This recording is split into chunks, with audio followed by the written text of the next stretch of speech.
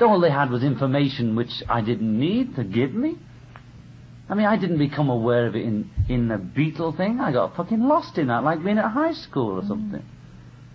I used to say to my auntie, "You've thrown my fucking poetry out, and you'll regret it when I'm famous." And she threw the bastard stuff out. I never forgave her for not treating me like a fucking genius or whatever I was when I was a child. It was obvious to me. Why didn't they put me in art school? Why didn't they train me? Why would they keep forcing me to be a fucking cowboy like the rest of them? I was different. I was always different. Why didn't anybody notice me? A couple of teachers would notice and encourage me to be something or other, to draw or to paint or to express myself. But most of the time they were trying to beat me into being a fucking dentist or a teacher. And then the fucking fans tried to beat me into being a fucking Beatle or an Engelbert Humperdinck, and the critics trying to beat me into being Paul McCartney, and all the rest of it, you know. It comes out that people like me have to say it themselves, you know, because we get fucking kicked. Nobody says it. You know, Zappa's there screaming, you know, "Look at me. I'm a genius, for fuck's sake. What do I have to do to prove to you, son of a bitch, is what I can do and who I am? And don't you dare fucking criticize my work like that. You who don't know anything about it." You know, and I know what Zappa's going through. Well, I'm just coming out of it now. Just fucking hell, I've been in school again. I've had teachers ticking me off and marking my work. Fuck you all, you know. If nobody can recognize what I am, fuck them. And Yoko too. Heroin. Okay. It just was not too much fun, you know. I never injected it, and we sniffed a little, you know, when we were in real pain. I mean, we just couldn't. People were giving us such a hard time. So much, yeah. No, but we got such a hard time from everyone, you know.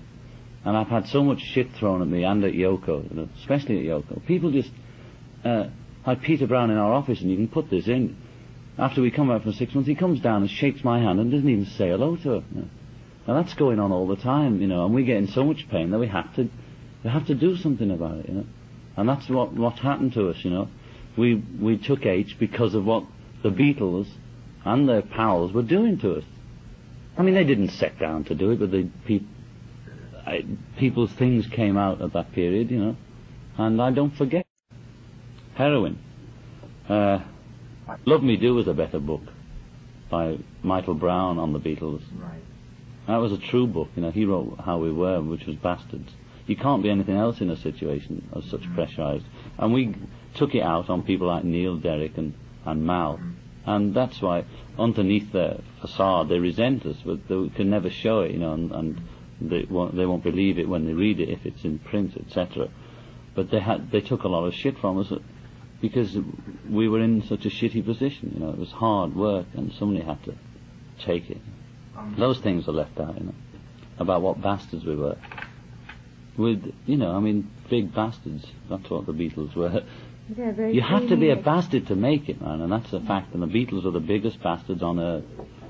Like Alan's Christmas card says, "Yea, though I walk through the valley of the shadow of death, I will feel no evil because I'm the biggest bastard in the valley," or something. Well, there's no kidding. If you make it, you're a bastard, you know.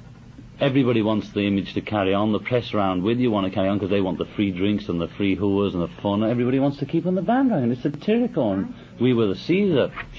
Who's going to knock us when there's £1 million to be made? All the handouts, the bribery of the police, all the fucking hype, you know. Everybody wanted in, you know. Everybody. That's why some of them are still trying to cling on to this. Don't take it away from us, you know.